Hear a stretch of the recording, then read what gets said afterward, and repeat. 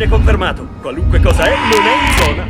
Vega? Non può essere, dista 26 anni luce solamente. Addio, Franco. Beh, chi chiamiamo adesso? Tutti quanti. Scusami, lei chi è? Michael Kitts, consigliere per la sicurezza nazionale. Il contenuto di questo messaggio potrebbe essere Lei vorrebbe estremamente porre il delicato. segreto sui numeri primi. Mike, scusa, per via della rotazione della Terra siamo in vista di Vega solo alcune ore al giorno. Il solo modo di captare l'intero segnale era richiedere la collaborazione di altre stazioni. Se la dottoressa Arroway non avesse agito rapidamente avremmo perduto elementi chiave. Che c'è? Sentite. Che senti? Senti cosa? Armoniche. Tombola. Willy ha chiesto a Ratan di sintonizzarsi su 8.247 GHz. C'è molto ritmo qui. Esatto. Fisher, passiamo alla banda laterale negativa. Volete spiegarmi che succede? Ma guardate quanta roba. Un altro Dai, segnale. un secondo segnale su frequenza doppia. Mi date un monitor TV? Abbassa le serrande. C'è troppo riverbero. Sei collegata? È decisamente un'immagine.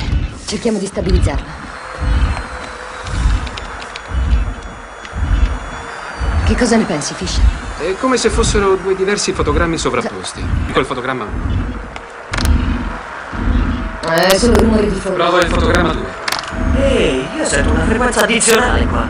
Secondo me è una frequenza audio. Beh, inseriscila. Metti questa sezione a 100. Va bene. Addio, Franco. Sta fortunata quello che non mi ha tirato 6 euro.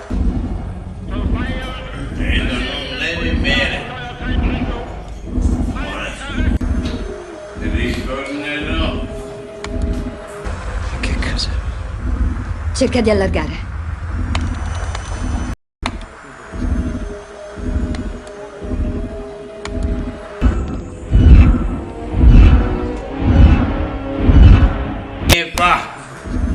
E qua, non devi coraggio stare qua.